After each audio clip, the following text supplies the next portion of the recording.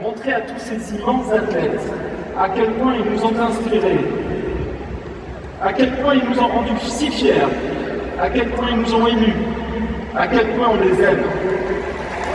Alors ce soir, je vais vous demander de vous lever, si vous le pouvez, pour leur faire l'ovation la plus forte, l'ovation la plus dingue, l'ovation la plus longue de leur vie.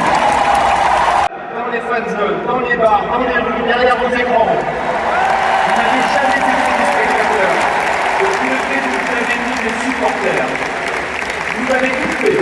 Les drapeaux, les tribunes qui tremblent, les visages géants des athlètes, les chants, la danse sous la pluie, le clapping, les houlas. Vous avez même inventé la houla silencieuse pour le cécifoot. Le succès de ces jeux, c'est aussi le vôtre. On a beaucoup parlé des sites de Paris 2024, au Quai de la Tour Eiffel, au Château de Versailles, au Grand Palais, devant les Invalides, place de la Concorde, sur le pont Alexandre III. Et c'est vrai que c'était dingue. Mais le plus important dans ces jeux, c'était vous. Sans vous, chers athlètes, chers supporters, ces sites n'auraient été que des théâtres vides. Le succès de ces jeux, il est né de votre rencontre. Et cette rencontre va nous marquer pour toujours. Parce que les émotions qu'on a vécues cet été nous ont tout simplement rendus heureux. Dans le soir de la finale du BMX Space, Joris Bonnet s'est retourné à la seconde où il a franchi la ligne d'arrivée pour voir si ses copains allaient monter aussi avec lui sur le podium. On a explosé de joie avec lui. Quand Rémi Aubert a remporté son titre en boccia, on a pleuré avec lui. Quand hier soir au Cécifoot, Frédéric Guilou a marqué le tir au but décisif, on était tous au paradis. Et si ces émotions étaient éphémères, le souvenir de cet été historique, lui, restera gravé en nous. Cet été où la foule dansait dans les rues de Montmartre en attendant les coureurs cyclistes. Cet été où les gens se parlaient. Cet été où la France était heureuse. La force des émotions qu'on a vécues ensemble, c'est aussi de laisser une trace. Quand Léon Marchand a fait crier tout un pays en rythme, à chaque fois qu'il disputait la tête de l'eau, ça a donné à des milliers d'enfants l'envie de pousser la porte du club de natation. Quand le nageur brésilien Gabriel Sino a remporté 3 titres en innovant de tir, il a définitivement changé notre regard sur la différence et envoyé un message très fort à toutes les personnes en situation de handicap. Oui, le sport est aussi fait pour vous. À chacune de ces apparitions, la révolution paralympique d'El évident. Cette rencontre entre athlètes et supporters va nous marquer pour toujours, parce que les émotions qu'on a vécues nous ont unis. Qu'est-ce qui crée le sentiment d'appartenance à une famille, à un groupe d'amis, à une nation? C'est d'abord ce que l'on vit ensemble.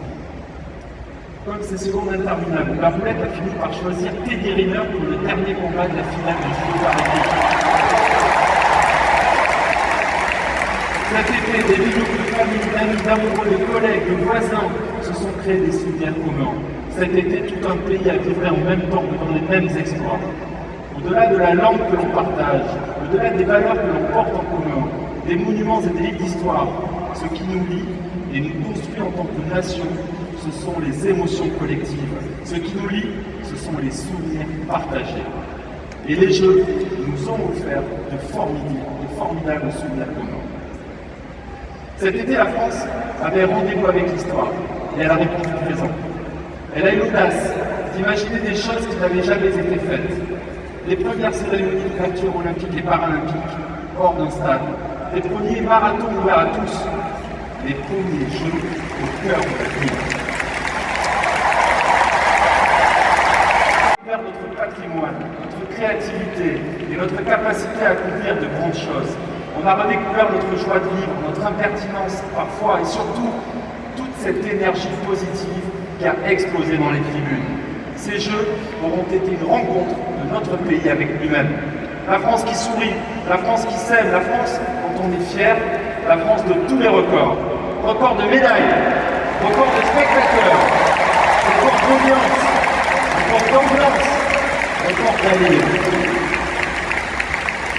Merci à toutes celles et ceux qui ont rendu cela possible. Merci à l'équipe Paris 2024. Merci à la grande famille Paris 2024. Depuis plusieurs semaines, plusieurs mois, plusieurs années, vous avez travaillé comme des fous dans tout le pays, dans tous les domaines. La réussite de ces Jeux, c'est vous qui l'avez construite. Merci à toutes celles et ceux qui ont fait de ces Jeux une fête et à qui je vous demande de faire un tonnerre d'applaudissements pour nos volontaires. C'était le défi de ma vie, le plus grand, le plus beau, le plus collectif. Et conduire une telle équipe de France a été un immense honneur. Chers révolutionnaires paralympiques, chers amoureux des Jeux, en France et partout dans le monde, les Jeux de Paris 2024 se terminent, mais leur message, lui, ne s'éteint pas ce soir. À l'image des athlètes qui nous ont tant inspirés, à l'image de celles et ceux qui ont repoussé toutes les limites pour faire de ces Jeux un succès, continuons d'essayer, d'échouer, de se relever, continuons de faire, continuons d'y croire, et surtout,